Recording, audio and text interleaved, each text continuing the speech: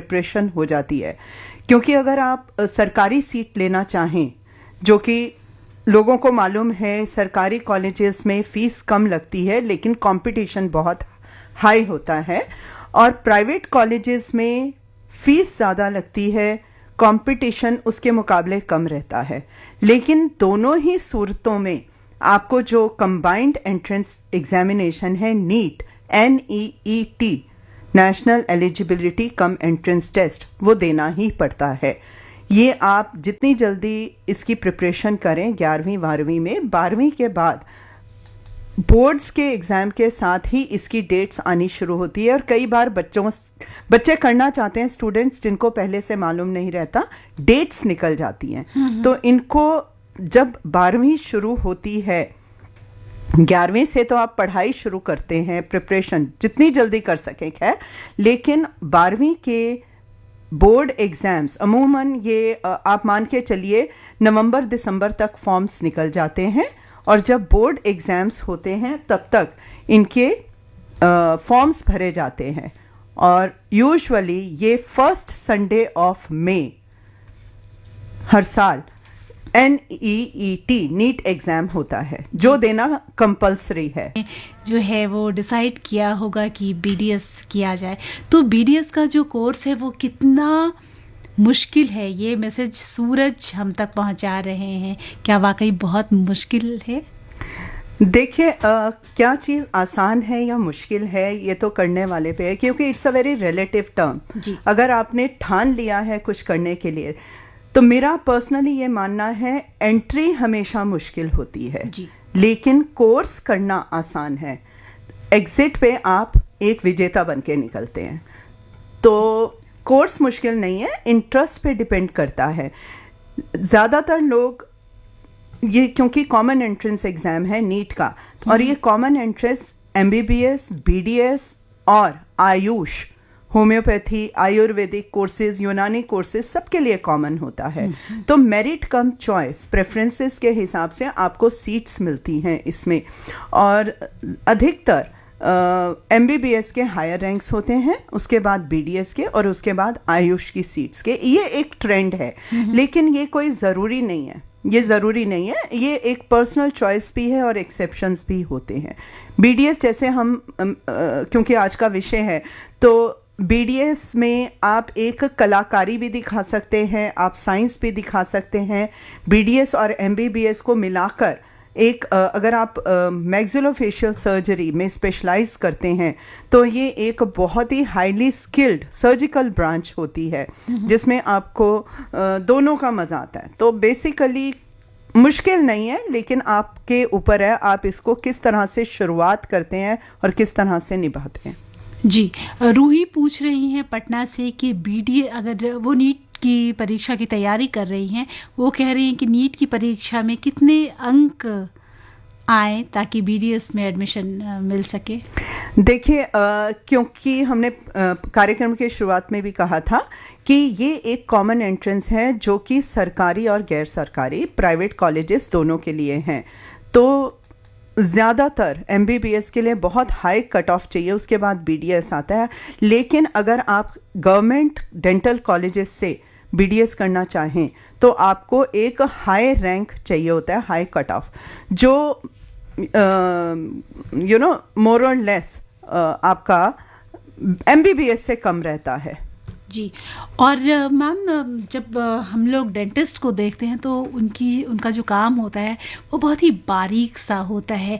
हमें लगता है कि कितने बड़े कलाकार हैं, डॉक्टर तो हैं ही, और कितनी मतलब बारीकी से वो हमारे दर्द को से राहत दिलवाते हैं। बहुत तरह से एक्सरे भी करते हैं, हमारे सारे जो ख़राब दांत हैं उनको ठीक कर देते हैं और हमें पता भी नहीं चलता। तो इन सब काम को करने के लिए उनकी जो पढ़ाई होती है वो तो बहुत मुश्किल होती होगी। तो BDS में किन किन सब्जेक्ट्स को पढ़ाए जाते हैं? देखिए, BDS एक 4 साल की पढ़ाई होती है। 4 साल का पढ़ाई के बाद आपका 1 साल इंटर्नशिप, कंपल्सरी इंटर्नशिप होता है, रोटेटरी, जो डिफरेंट डिपार्टमेंट्स में होता है। तो ये टोटल 5 साल का कोर्स है, जिसमें पहले 2 साल केवल हम लोग स्टूडेंट्स को पढ़ाते हैं जो क्लासरूम टीचिंग होती है। इसमें प्री क्लिनिकल्स होते हैं जो आप क्लिनिक्स जो कि 3rd और 4th ईयर में होते हैं। 3rd और 4th ईयर में क्लिनिक्स होते हैं और 5वां साल इंटर्नशिप का होता है। इंटर्नशिप में आप पढ़ाई तो नहीं करते करिकुलम के हिसाब से, लेकिन आपको डिफरेंट डिपार्टमेंट्स में कोर्स के हिसाब से मिनिमम नंबर ऑफ डेज का इंटर्नशिप, यानी कि पेशेंट्स के ऊपर, या एक सब्जेक्ट होता है हमारा कम्युनिटी डेंटिस्ट्री, जिसे हम पब्लिक हेल्थ डेंटिस्ट्री भी कहते हैं, जिसमें हमें कम्युनिटी सेटिंग्स और डेंटल कैंप्स में भी स्टूडेंट्स को ट्रेनिंग हम देते हैं। जी, एक मैसेज आया है संजीव जी का। वो कह रहे हैं कि अभी वो 12th की परीक्षा दे चुके हैं, लेकिन वो ऑर्थोडोंटिक्स में करियर बनाना चाहते हैं, तो इसमें कैसे जाएं? इन्होंने 12th की परीक्षा इस साल दे दी है, तो जाहिर है अगर ये ऑर्थोडोंटिक्स जो कि एक MDS स्पेशलाइज कोर्स है आफ्टर BDS, तो ये इनको पहले BDS करना होगा, जो कि मैंने बताया 5 साल का एक कोर्स है। उसके बाद इनको मेरिट कम चॉइस, जिस तरह की इनकी प्रिपरेशन रहेगी, क्योंकि कॉम्पिटिटिव एग्जाम्स हैं और हमारी डेंटिस्ट्री की लगभग 9 या 10 ब्रांचेस के हिसाब से ऑर्थोडोंटिक्स एक ज़्यादा डिमांड वाला कोर्स रहता है। तो इनको बहुत ही ज़्यादा पढ़ाई करनी है ड्यूरिंग BDS, और उसके बाद नीट MDS के लिए PG एंट्रेंस होता है नीट का MDS के लिए। उसके बाद ये 3 साल का ऑर्थोडोंटिक्स का MDS करेंगे, तभी ये एक सर्टिफाइड ऑर्थोडोंटिस्ट बन सकते हैं। जी, तो पढ़ाई तो मैम करनी ही पड़ेगी किसी भी हाल में। कई बार बच्चों को लगता है कि नहीं BDS सिर्फ और सिर्फ MBBS करना है। बहुत लोगों की भ्रांति होती है कि सिर्फ MBBS करके ही अच्छे डॉक्टर बन सकते हैं, और वो BDS को सोचते हैं कि नहीं बहुत ही लो रैंक में मिलता है या इसमें इतनी डिमांड नहीं होती है। लेकिन देखा जाता है कि दांत एक ऐसी चीज़ है, दांत का जो ट्रीटमेंट है इसकी ज़रूरत सभी को किसी न किसी उम्र में ज़रूरत पड़ जाती है। देखिए, कोर्स चाहे आप MBBS करें, BDS करें या आयुष का कोई कोर्स करें, जब आप करके निकलते हैं तो सरकारी सेक्टर में गवर्नमेंट जॉब्स में पे स्केल्स आर ऑलमोस्ट सेम। ठीक है, तो आप अपने आप से ये सवाल पूछें कि आपको BDS वर्सेस MBBS या आयुर्वेदिक, यूनानी, होम्योपैथिक कोर्स क्यों करना है? क्योंकि ये बहुत कॉम्पिटिटिव है, रैंक के हिसाब से होता है। आपको ये समझना है कि आपको इनकम ज़्यादा चाहिए, स्टेबिलिटी चाहिए, स्टेटस चाहिए, इस हिसाब से आप BDS या कोई और कोर्स चुनते हैं। और पढ़ाई, मेहनत, ऐसा नहीं है कि MBBS में ज़्यादा है BDS में कम है। आपने जहाँ एंट्री कर ली, आपको मेहनत, पढ़ाई करनी है। जी, सूरज जी का फिर मैसेज आया है। वो कहते हैं कि क्या डेंटिस्ट बनने के लिए बहुत अधिक धैर्य की ज़रूरत होती है? उनका बच्चा जो है वो बहुत चंचल है, लेकिन पढ़ाई में वो अच्छे हैं और नीट की तैयारी कर रहे हैं। सूरज का बेटा करना, सूरज जी का बेटा करना चाहता है। दूसरे सूरज जी हैं जी। ओके। देखिए, धैर्य की ज़रूरत है। हाँ, मतलब कोई भी कोर्स करें आप, पढ़ाई के साथ साथ ग्रेजुएशन जब आप करते हैं, आप एडमिशन लेते हैं। अब नई NEP पॉलिसी है, इसमें तो आप एंट्री एग्जिट कर सकते हैं, लेकिन प्रोफेशनल कोर्सेज में अगर आप स्टार्ट करते हैं, आपको पहले से ही, जैसा मैंने बताया, 12वीं की परीक्षा से पहले आप सोच लेते हैं आपको क्या करना है। आप एक बार एडमिशन लेते हैं, जो आपको बहुत मुश्किल से मिलता है, एंट्रेंस क्लियर करके मिलता है। तो धैर्य तो चाहिए, डिसिप्लिन चाहिए, रेगुलरिटी चाहिए, क्योंकि BDS में आपको, मैंने बार बार बता रही हूँ कि पढ़ाई, मेहनत, कलाकारी, क्योंकि जैसा आपने खुद बताया कि इसमें हम खूबसूरती सिर्फ दांतों की नहीं, मसूड़ों की, चेहरे की, लिप्स की, पूरी स्माइल डिज़ाइनिंग करते हैं। तो इसमें आपको एक इंटरेस्ट होना चाहिए। आपको ये नहीं लगना चाहिए कि आपके ऊपर कोई कोर्स थोपा गया है। जी, लावण्या पूछ रही हैं, मैम क्या करियर ऑप्शंस आफ्टर BDS? ये सवाल वो आप तक पहुंचा सकती हैं? तो लावण्या जी बिल्कुल पहुंचा सकती हैं आप। BDS के बाद क्या कुछ करना चाहती हैं, क्या कुछ कर सकती हैं, ये भी सवाल आप मैम तक पहुंचा सकती हैं, ये हमने पहले भी कह दिया है। वैसे मैम जब BDS की पढ़ाई हो जाती है उसके बाद जो है बच्चों में ये लगता है कि अब क्या किया जाए, BDS तो उन्होंने कंप्लीट कर लिया है, तो उसके बाद क्या कुछ ऑप्शंस हैं बच्चों के पास? देखिए BDS के बाद सोचने से अच्छा है जब आप पढ़ते हैं, मैंने जैसा बताया हमारे डिफरेंट सब्जेक्ट्स होते हैं। ऑर्थोडोंटिक्स जैसा आपके एक श्रोता ने पहले ही बता दिया, जिसमें दांत टेढ़े मेढ़े दांतों को ठीक किया जाता है ब्रेसेस की सहायता से। RCT वगैरह किए जाते हैं जिसमें दांतों की नस का इलाज किया जाता है, उसको हम एंडोडोंटिक्स कहते हैं। मैक्सिलोफेशियल सर्जरी है जिसमें जॉ सर्जरीज और दांतों को निकाला जाता है। प्रोस्थोडोंटिक्स हैं जिसमें आर्टिफिशियल टीथ, डेंचर्स, इम्प्लांट्स किए जाते हैं। तो इस तरह से डिफरेंट सब्जेक्ट्स हैं। आपको 3rd 4th ईयर में की पढ़ाई में जब आप क्लिनिक्स में पेशेंट्स करते हैं, आपका एक इंटरेस्ट डेवलप शुरू हो जाता चाहिए और आपको पता भी चल जाना चाहिए कि आपका किस तरफ रुझान है या आपका हाथ और दिमाग कौन सी ऐसी चीज़ को ज़्यादा पकड़ता है। इंटर्नशिप 1 साल की ट्रेनिंग होती है जिसमें आपको और प्रैक्टिस का मौका मिलता है। जी, एक मैसेज आया है अभिसार जी का। वो कहते हैं कि नवजात बच्चे का जो ओठ है वो कटा हुआ है। पता है आरती अपने पिता की मंजूरी के बिना राजा से विवाह कर लेती है। तभी आरती की सौतेली तो क्लेफ्ट लिप और क्लेफ्ट पैलेट एक आप समझिए कि डेंटिस्ट्री में स्पेशलाइज्ड और सुपर स्पेशलाइज्ड ब्रांच है। तो इसके एक स्पेशलिस्ट डेंटिस्ट होते हैं प्राइवेट और सरकारी। हमारे एम्स दिल्ली में हम, क्योंकि ये प्रोग्राम हम दिल्ली से आप का जा रहा है, दिल्ली में एम्स दिल्ली में एक बहुत ही हाईली स्पेशलाइज्ड बहुत बड़ा सेंटर है जो क्लेफ्ट लिप्स और क्लेफ्ट पैलेट के लिए है। बाकी और डेंटल कॉलेजेस में भी, प्राइवेट क्लिनिक्स में भी ये सुविधा उपलब्ध रहती है। जी, तो आप जा सकते हैं, बहुत ही एक्सपर्ट डॉक्टर्स की यहाँ पर ज़रूरत पड़ेगी जी, से बैक्टीरिया पनप ना जाए। जी मैम, BDS कर लिया है लेकिन BDS में मार्क्स जो है वो कम है, अब क्या कुछ किया जाए? ये मैसेज किसी ने पहुंचाया है लेकिन नाम नहीं लिख रहे हैं। देखिए BDS में मार्क्स कम है या ज़्यादा हैं, आप टॉप भी कर जाएंगे BDS में। BDS एग्ज़ाम्स के मार्क्स के बेसिस पे तो आपको कभी भी MDS मिलेगा ही नहीं। हाँ, जॉब्स या कहीं इंटरव्यू होते हैं जहाँ पर रैंकिंग देखते हैं BDS एग्ज़ाम में या कट ऑफ है, तब ये मायने रखता है।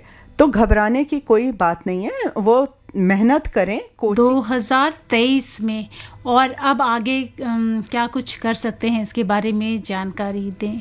देखिए 2023 में भुवन जी ये सवाल पहुंचा रहे हैं। हाँ, तो भुवन जी आप BDS आपका 3 साल पहले हो गया, तो जाहिर है आप खाली तो बैठे नहीं होंगे, या तो आप MDS करना चाहते हैं तो आप तैयारी कर ही रहे होंगे, या आप कहीं जॉब कर रहे होंगे, या किसी क्लिनिक में किसी डेंटिस्ट के साथ जुड़े होंगे।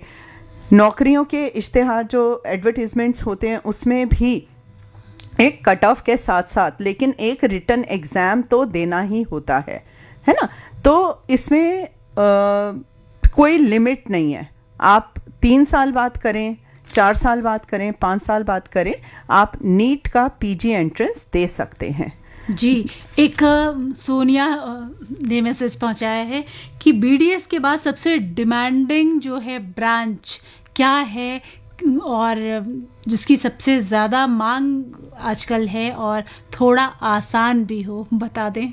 देखिए डिमांड भी है और आसान भी हो करने में, ऐसा कोई कॉम्बिनेशन मेरी नॉलेज में तो नहीं है, है ना। तो डिमांड है, कंपटीशन हाई होगा तो मेहनत भी चाहिए, है ना, उसकी एक थॉरो नॉलेज भी चाहिए, अंडरस्टैंडिंग भी चाहिए। थोड़ा अप्स एंड डाउन्स होते रहते हैं, लेकिन सर्जिकल ब्रांच की डिमांड है, जिसे मैंने कहा oral and maxillofacial surgery. Prosthodontics की डिमांड है जिसमें आर्टिफिशियल टीथ, डेंचर्स, इम्प्लांट्स करते हैं। उसी तरह से मेरे दांत और जबड़ों का इलाज किया जाता है। RCT, कॉस्मेटिक डेंटिस्ट्री, इसको एंडोडोंटिक्स और कंजर्वेटिव डेंटिस्ट्री, ये लगभग ऊपर नीचे ये 3-4 ब्रांचेस अधिकतर रैंक के हिसाब से ज़्यादा ऊपर जाती हैं। उसके बाद डिपेंड करता है, कभी आप हमारी एक ब्रांच और होती है ओरल मेडिसिन रेडियोलॉजी, वो भी बहुत ही इंटरेस्टिंग ब्रांच है। ऐसा ओरल पैथोलॉजी है, तो ऐसा नहीं है डेंटल पैथोलॉजी ओरल पैथोलॉजी, ये कोई ऐसा नहीं है नीचे ब्रांचेस हैं। अगेन आपके रुझान और आप आगे चलकर जॉब करना चाहते हैं, टीचिंग में जाना चाहते हैं, प्राइवेट प्रैक्टिस करना चाहते हैं, आपको एक स्पेशलिस्ट का स्टेटस चाहिए प्रैक्टिस के लिए, ये सब उन चीज़ों पे डिपेंड करता है जी। वो समझें, प्रैक्टिस करें और आगे जाकर अपना सोलो क्लिनिक या ग्रुप क्लिनिक करें। नहीं तो वो एक फर्दर डाइवर्सिफिकेशन कर सकते हैं। बेसिक रिक्वायरमेंट तो BDS है, लेकिन MPH masters in public health, MBA masters in business administration, civil service exams हैं जो या UPSC के हैं या स्टेट पब्लिक सर्विस कमीशन के हैं, masters in hospital administration, masters in health care administration, इस तरह से वो डाइवर्ट भी कर सकते हैं अगर वो डिफरेंट फील्ड में जाना चाहते हैं, लेकिन बेसिक डिग्री उनकी BDS है। इसके अलावा MSc कोर्सेज होते हैं क्लिनिकल रिसर्च के लिए, जो फार्मास्यूटिकल कंपनीज हैं, डेंटल प्रोडक्ट्स कंपनीज हैं, जो स्टूडेंट्स जो ग्रेजुएट्स पढ़ाई तो नहीं लेकिन उनका एक प्रैक्टिकल नॉलेज और एप्टीट्यूड ऐसा है कि वो लर्निंग अलोंग साइड अर्निंग करना चाहते हैं, तो वो कुछ जॉब पे अर्निंग के साथ साथ भी लर्न कर सकते हैं। इसके अलावा मेडिकल कंटेंट राइटिंग है, यूट्यूब्स हैं, इस तरह से आप डाइवर्सिफाई भी कर सकते हैं, अपनी बेसिक डिग्री को यूज़ भी कर सकते हैं और साथ ही साथ आप कमा भी सकते हैं। और मुझे पता नहीं आपके प्लेटफॉर्म से मैं ये बोल सकती हूँ या नहीं, आप ओवरसीज़ बाहर भी जा सकते हैं। लाइसेंस एग्ज़ाम्स होते हैं, अमेरिका है तो अमेरिकन लाइसेंस एग्ज़ाम्स होंगे, यूरोप में आयरलैंड है, UK है, ऑस्ट्रेलिया, न्यूजीलैंड है। कंपैरेटिवली मिडल ईस्ट दुबई के DHA एग्ज़ाम्स होते हैं लाइसेंस, वो कंपैरेटिवली थोड़े आसान होते हैं, लेकिन उनकी फिर रिटर्न्स भी बहुत ज़्यादा हाईली इनकम्स नहीं होती as compare to USA and UK। तो एक ऑप्शन ये भी है कि अगर आप इन्वेस्ट करना चाहें और एक BDS के बाद ऐसा नहीं है कि आप नए सिरे से आपको जाकर बाहर डेंटिस्ट्री करनी है, आप बेसिक BDS इंडिया से करके भी लाइसेंस एग्ज़ाम और वहाँ की फर्दर 2 से लेकर 3 साल के कोर्सेज होते हैं, जिसमें आपको थोड़ा समय लगता है, पैसा लगता है, लेकिन उसके रिटर्न्स बहुत ज़्यादा हैं। तरुणा पूछ रही हैं, BDS में पढ़ रही हैं, BDS कर रही हैं और वो चाहती हैं कि BDS करने के बाद वो किसी एक्सपर्ट के साथ प्रैक्टिस करें, तो कैसे एक्सपर्ट की वो तलाश करें, कैसे उनसे संपर्क करें, अभी से वो बच्ची जानना चाहती हैं। देखिए, आज की डेट में तो कुछ भी ढूंढना बहुत आसान भी है और मुश्किल भी है, because internet is basically information overloaded. अब आपको उस ओवरलोडेड इंफॉर्मेशन से अपनी काम की इंफॉर्मेशन निकाल कर कांटेक्ट करके कैसे करना है। आप इन द विसिनिटी, आप जहाँ रहते हैं उसके आसपास क्लिनिक्स देख सकते हैं, प्राइवेट हॉस्पिटल्स देख सकते हैं, नर्सिंग होम्स में देख सकते हैं। और BDS के बाद ऐसा नहीं है कि आपको केवल MDS के बाद ही जॉब्स हैं, BDS के बाद भी सरकारी जॉब्स हैं, पब्लिक सेक्टर में है, ESI है, रेलवेज है, आर्म्ड फोर्सेस है।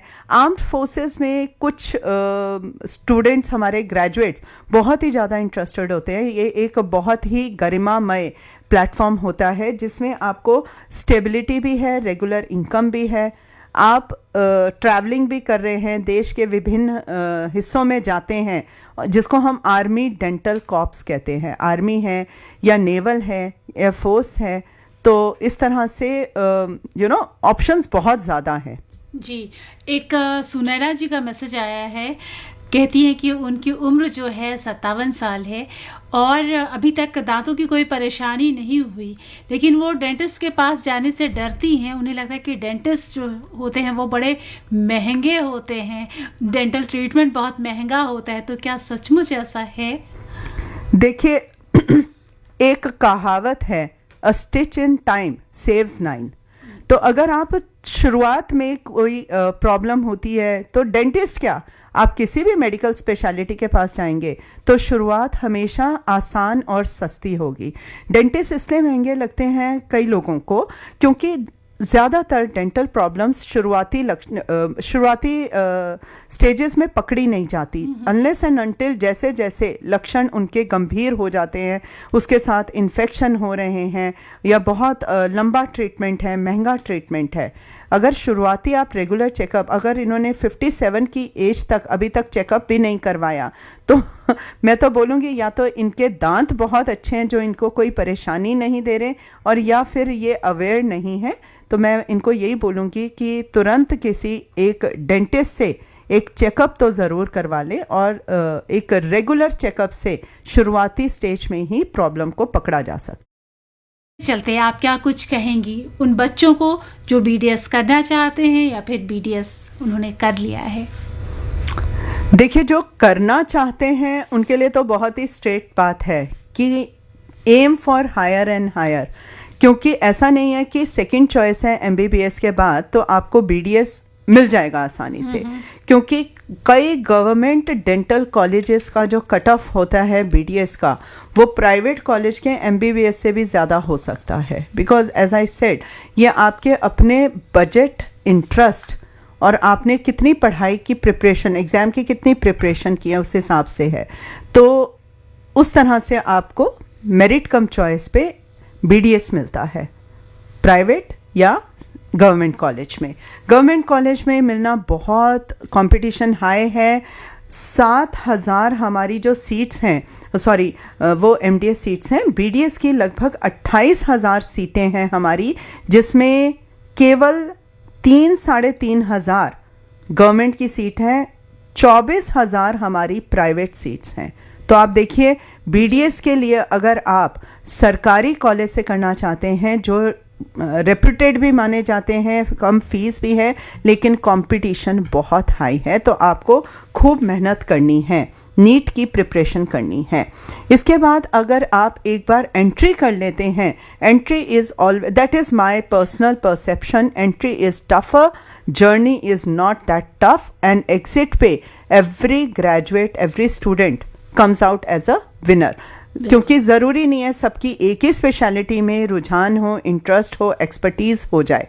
तो उस हिसाब से आप MDS के लिए इंटर्नशिप की जो 1 साल की ट्रेनिंग है उसमें आप सोच लेते हैं कि आपको क्या करना है।